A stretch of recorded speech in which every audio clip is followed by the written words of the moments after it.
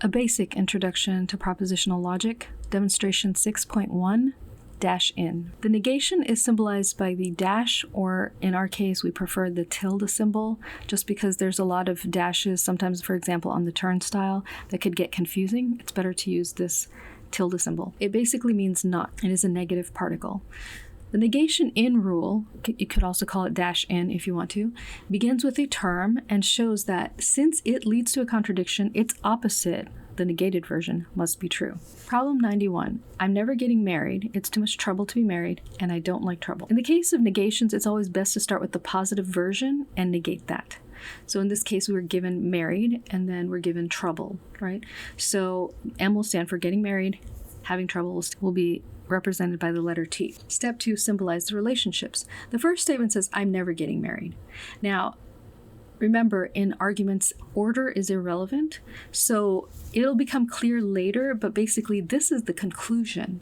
It's telling you, here is what's going to happen and why.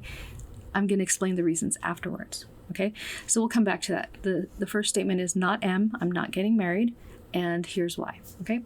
The second statement says, it's too much trouble to be married, so there's an implied conditional there, right? There's a, well, if I'm married, there's trouble.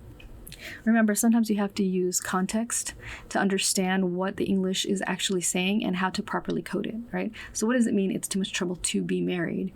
It means if I do get married, there's going to be trouble, right? And then the third statement says, I don't like trouble, right? And so this supports the conclusion. That's how you could tell that I'm never getting married is going to be the result of these other statements. So now that you've kind of figured out how to code this and what are the premises or assumptions and what is the conclusion, put that into the sequent. So step 3, formalize M arrow T. If I'm married, I'll have trouble. I don't like trouble, not T. So the conclusion is I'm not getting married, not M. Remember, the premises are separated by commas and the conclusion is after the turnstile.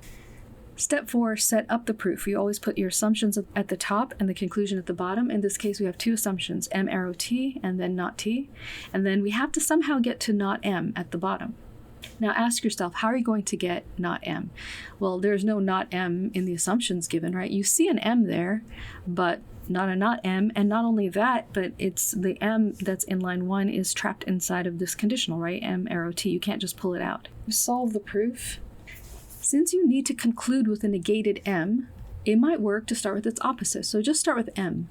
Put M on line 3 as a PA. PA, as we learned before, was a provisional assumption, right? It's temporary. You try to show that if you do have M, it will lead to a contradiction. So the contradiction is, and is commutative, so you can put it in any order, but it is best to put it in the standard form. The standard form for a contradiction is something and its opposite. So in this case, we're going to try for, the only other letter we have is T, and you have a not T on line 2, you have a T on line 1, so that's an excellent candidate, right? So to get the not M on line 6, we have to find a contradiction. So we put that as T and not T. That's a goal that we're going to do on line 5. And then we fill in the rest of the proof, right? We start with M and we say, well, look, if I put M there, I'm going to get a contradiction. What's the contradiction going to be? It's probably going to be the T and not T on line 5. How do you get the T and not T on line 5? Remember, this is a conjunction, so you need both parts of it. How are you going to get the other part? Well, you already have not T on line 2, so you know you're going to have to get a T on line 4.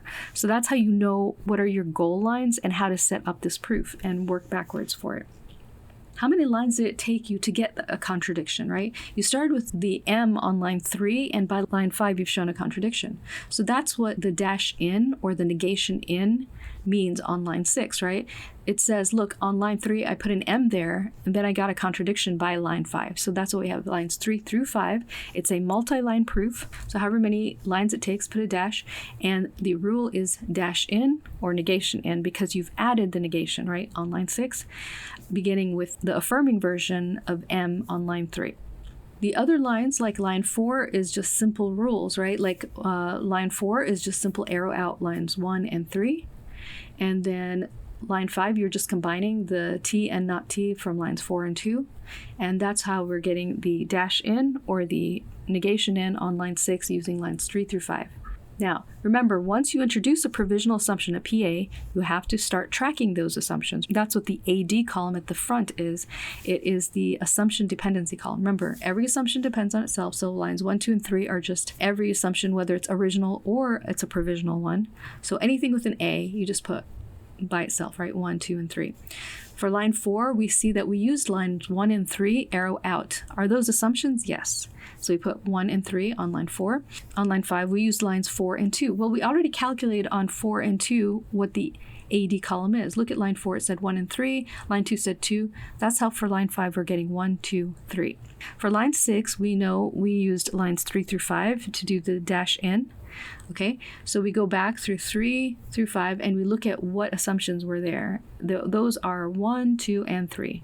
So 1, 2, and 3 should be on line 6, but remember, along with arrow in, dash in and dash out also remove PAs. Again, for the deeper understanding of why that is and how that works, you can go to the textbook, but just note that in this case, we can just remove the dependency on line 3, the PA, the provisional assumption, because dash in is one of the rules that does that. So we're left with just 1 and 2, which are the original assumptions, and that is what our proof relies upon. Here's the final answer with the sequent and the proof done.